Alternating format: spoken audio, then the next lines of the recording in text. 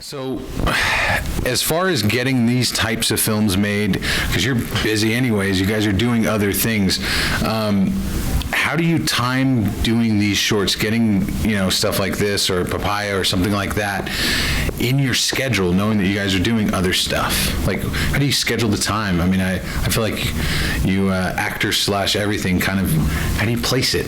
Yeah, I don't know. It's like there's this quote I heard one time, and it was just like about finding inspiration. And he was saying that it happens every day at 10 because you just prepare, you kind of make a routine of it. So it's like just always finding some kind of piece of time. I'm big on scheduling, so like especially when it comes to my creative process, I'll start at like 20 minutes. I'll try to read something or whatever, and that just already starts. And then the next thing you know, 20 minutes turns to an hour. Even if it's 5 minutes turns into 20. So it's always just allotting. Like you can find time to find things to add to a script or to put on, like work on a character, things like that. The word that comes to mind for me is crunch, and you find a way. If you want to do it, you find a way, and time for me is right along with money and props, and whoever you can get to help out, it's a resource. So, and I think we both kind of learned that. See what you can do with too little of it. See where you can go with nothing, and I think it's been good so far. How do you come up with the idea of following the flower? I love that static. That's the shot we're gonna go. Where did that come from? I was submitting this for a film school, and then there was a prompt that they gave me, and it said shift in perspective. And the first thing that came to my mind was this. I just kept on having flowers. I'm a big meditator too, so it's like things will come in while I'm meditating, and I just can't get them away. So it was like this thing. I just kept on seeing a static shot of flowers, and I had at first thought it was going to be flowers like at a funeral, and then it was going to be flowers at all these different occasions, and how these flowers are just sitting there and absorbing all the energy. But then it became a narrative sort of story that just came about where I just was thinking about, like, how about the life of a relationship? How about, how the flowers are impacted? And if you watch the film and you see, like, the way the flowers are presented or they're handled, it's like a baby. It's something that is spawned from the relationship, which I think is, indicative of relationships. There's always something that comes that's a little bit deeper. And if it's a bouquet of flowers, and I just thought it was nice to just really be there and just be intimate, and having all the other action happen behind and be out of focus just kind of made it more important that these flowers have a presence, and they're being directly messed with. Yeah, more or less. Why marigolds? Why those flowers? I'm not sure. I think when I went to we had a really nice lady that owns the flower shop, and she let us get away with like some stealing of a shot, pretty much. She was really on board with this. That was really nice. Worked with our budget, and when I was in there, I just kept on seeing these yellow flowers, and I was like, these are just really beautiful flowers. And then indicative of, also when I was doing research, marigold was like a representation of like I can't think if it was life. I wish I would have looked this up because I would have had a better answer. But yeah, it was something like life, or like there was something I think of like death, I guess, maybe. And I think that's what I was going with, because of the way that they're dying, and then it's like reincarnation. It's like this, the relationship's not over just because the flowers are kind of dead. It's like it continues to go. I wish I had a better answer for that one, because there was something. I remember now. Like you asked it, I'm just oh my god, yes, I did have something. So one of my favorite shots is actually when she's cutting the stems.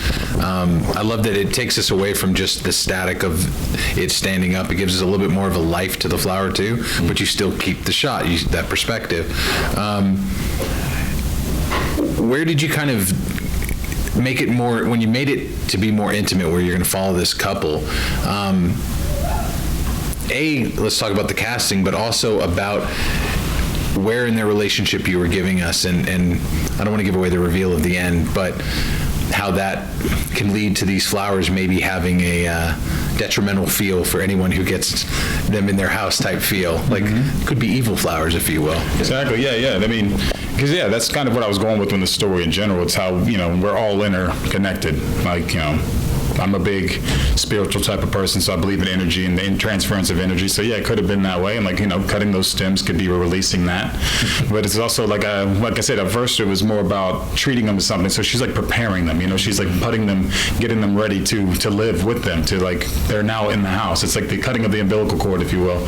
Like if you look at the serrated edges on the knife and the way that we even shot that scene, like that's giving you an idea that something is going to come up. Like it's not all going to be just beautiful. And it's like, same reason I chose her humming and then it going into that, you know, that high-pitched ringing noise of just being like, oh, okay, this is, you know, this isn't all beautiful. Because sometimes relationships aren't, or beautiful by the standards that we give them. So I think it is beautiful. I think it is nice to show that, yeah, there's a little turmoil at once and everything. So I don't know if that answers your question. Were you successful in getting into film school? I was not. It's all right. You know, I was hoping that question was the other way. Yeah. I mean, you've got enough where you've been acting for a while, so you're good on your own. I'm okay with that. But I was just curious. I would love to know, as far as, since it sounds like when you come up with your ideas, meditation's a big way. Do you separate your writing, directing from your acting career? Do you hope to merge? I mean, would you ever be in front of camera on something you would direct? I have, but Pie Whip, I'm in it, and I directed it, but that was like our first thing. We were just kind of running and gunning just to, you know, break off a little bit of clay and see, you know, what's under that. Can we actually tell a story? Can we actually go from script to, you know, clarity, I guess? And so, to be honest, I'm not sure. I don't think so. Because I think about it on a bigger scale. I think of like, what's his name? He was Batman. Ben Affleck. I like Ben Affleck as a director, and I like him as an actor. He's not bad, but I feel like whenever he's not in front of the camera and directing, I think his movies have a little bit more of a better feel. And I feel like that. I feel like whenever you're on that kind of a production, it's like it's so many hats. And for me, I'm an immersive type of actor when I get a role, so it's like I need to be feeling that. And I feel like if I was to be breaking for other reasons or seeing too much or thinking over, you know, overthinking everybody else's job, I would kind of lose something. So yeah, I think I would like to, you know, if it falls and it makes sense, I would like to just be more of a writer-director. I really think creating a story and being able to use my sensibility in all of the facets instead of just taking on one character is really nice. Like I got to be those flowers, I got to be the woman, I got to be the man, you know, I got to be every piece of the frame, and that's nice because when you look like I do or you the size that I am, it's like I usually want you to be, you know, a certain thing, and I get to be everything, and I get to show more of my sensitive side or some more. I mean, I think I get to just use more creativity overall. So. Long story short, no. So you said the flower shop was kind of a serendipitous situation. Was the house someone else's house? How'd you get the house that you're filming in? House is my apartment. Okay. So yeah, we it works. Yeah, we stretched it. So it was like, yeah, it was our apartment, and it was because I got to live in it, and like I got to have the idea. So when I wrote the script, I was already visualizing that apartment. Those two doors behind the table just is a perfect setup. The stairwell, bringing them up too. It's like, you know, the rising, it's the elevation. It's just like the growing of it. We learned about them on that little conversation up the stairs, even though it's very little, but you do. It's like it's a very nice segue into what's going to come. So yeah, that was that.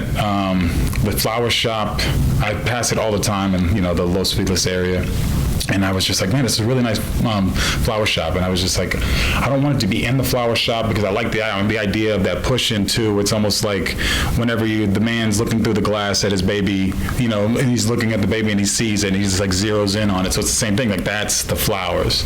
And if you look closely too, I got really lucky with, there's a frame behind that on that opening shot that is a blue vase, and it looks like a bouquet of marigolds. So it almost is telling exactly how we end up. And it's just very interesting how things happen sometimes. I don't want to ask, is this could potentially be a feature, but the idea of the notion of carrying something all the way through a film statically like that, would you ever be bold enough to do something like that? Because I would love to see, I mean, 5 minutes is great. 15 minutes, how that would mold or where it would go. Is there any hopes, anything like that? Yeah. I mean, I'm open to it. I really do. I find that playing with things like that, that's kind of like, I don't know, I've seen someone like my idols do that kind of thing where, Tarkovsky would show a field while people are having a conversation and then you're like waiting. Or I like the fact, like whenever you do look at that vase with the flowers in it and they're having that argument, you want to look around, I want to see, I want to know. And then you have the layer, she's in the room behind it. So it's like now I have to imagine so much. And I like the fact of being, especially as a viewer, when I watch things, I get to look at things and be like, oh man, I want to experience that. Like I want to imagine too. I don't want to just have it all so clear for me. I like to think and be like, oh, what did they mean, or what were they trying to say? I mean, what do you think? You would definitely shoot something.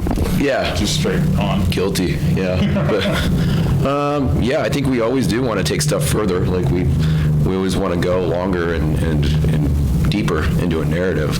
I love the idea. I like when objects and animals and, whatever it is, whatever you can find, I like when they show up and disappear, and it's at the beginning, it's at the end, and what does it mean? Why is it there? So it's a fun way to really, I like when an audience leaves with a question. It's good, because I like doing that. I like wrestling with a concept or an idea, so absolutely, yeah, I would, definitely. Piggyback, I think like we even have like other feature longer scripts that we've written because we write together too. And like even when we write apart, we do have that kind of a tendency to focus on certain things that do like matter. Like, and it's not a human. Like he has one about a bull rider, and like there's shots of this bull in this cage, and it's very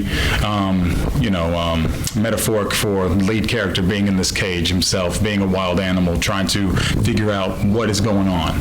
So yeah, I like to play with that. So I mean, a whole 15 minutes is doable, but an hour and a half, I don't know if people are going to really sit through it. Well, I just, because it's so unique. Of all the films I've seen for the festival, it's the only one that had that type of perspective at all, and I really love that. I know it might have been a prompt, but I love just the boldness of that's what you guys went with, and that's what stuck, and it looked really cool. The flowers look badass. So why Tallgrass? Oh, when I was looking for what to submit for, I looked at a list of Movie Maker, and it was like top 50 worth the price of entry, and I was like, yeah, let's do it. And then I'm Texas. I'm from Texas. I was born there. Lived around Oklahoma, Tennessee. So I don't know. It's kind of just made sense. And then the way this guy dresses, I mean, Kansas just kind of calls him. I thought it was a prank, so I had to come out and see if we actually got in. So yeah. How have you liked it so far being here? Wichita's a fun experience. Oh yes. Love it. Yeah, it's been really good. We've had a really good time. Everybody's just been very present. That's what I keep telling them. It's like you're not anywhere else. You're like literally wanting to have the conversation. You're engaging, and it's like you're just here. And I think that kind of goes with the way we try to tell stories, or we try to be in our own lives. Like, we live in Los Angeles, and there's a lot of non-presence. So it's nice to be around the presence. But this just feels good, and we kind of understand how y'all could, maybe take an appreciation for what we did make. Sweet of you, non-presence. That's a nice way of saying it, yeah. Lastly, I'd love to know anything you can share with us down the line. What's next for you guys? Not just with the film, but you guys personally. I think, we have features in the works that we're pushing for, some that we're shopping around. We submit a lot as far as like writing stuff, contests, and so we do okay. We place, so... yeah, there's a lot in the works. So. Yeah, I've submitted to a few programs because of my heritage. So I'm Afro-Latino, so I get to submit for things like that. And so there was one, and I'm waiting to hear about that. That'd be nice. You get like $30,000 to make a short film, and I have an idea. So I have like 3 shorts, 2 that we can make on our own, but we do have one that would need like the $30,000. And so yeah, we got a few different stories that we're working, because features are always, you need a bigger group of people, a bigger group of money, a lot of different things. But like shorts, I still feel like we could have a few more shorts in us before we really make that leap. Yeah.